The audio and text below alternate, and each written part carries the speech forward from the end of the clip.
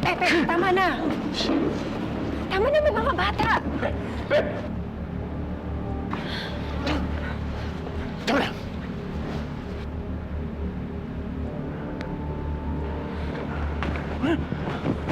Anong ginagawa mo?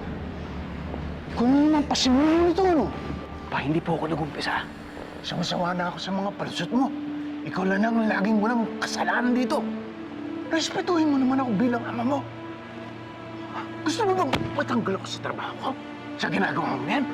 Patayin mo na lang kaya ako.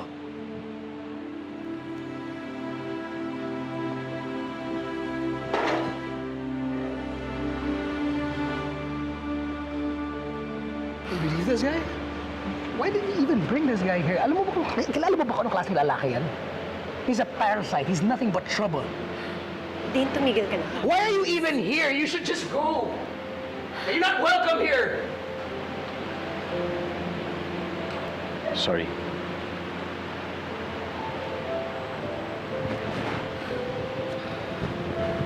Ana, ikaw na muna bahala rito, ha? Sige po. Please, Dean. Pasensya na po kayo.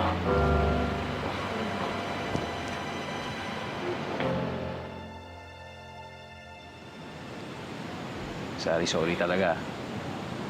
Hindi ko na dapat pinatulan yung kaibigan mo yan. Ano ba kasi pinag-usapan niyo? Bakit? Nahihiya lang ako sa inyo. Nahihiya lang ako sa tatay ko. Alam mo yun, parang ano kasi. Parang liit-liit ang tingin niya sa akin.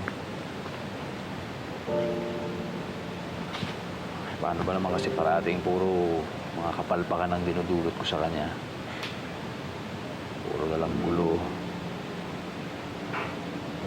Kasi hindi ko kasi napipigilan yung sarili ko kung may mga ganyang...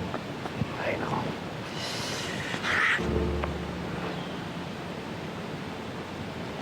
Pero alam ko naman kasi yung... Alam ko naman yung diferensya ko at... Sinusubukan ko naman maging matino. Siyempre, gusto ko rin na may pagmalaki niya ako.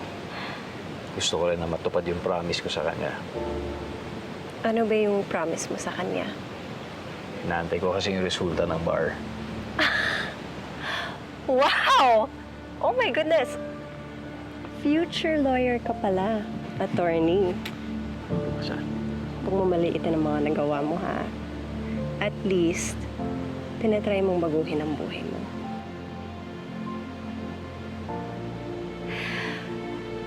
Kailangan ko na yata pumasok sa loob. Sorry ulit, ah. Ayoko nang maging cause pa ng gulo ulit. So, sorry. It's okay. Basta, balitaan mo na lang ako pag pumasa ka na. Ipagdadasal kita.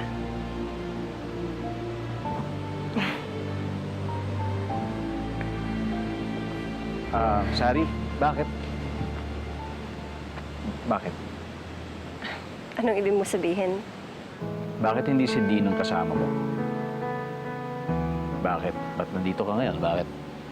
Bakit ako ang inaasikaso mo? Kung magiging magaling kang abogado, marunong ka na dapat magtahi ng ebidensya.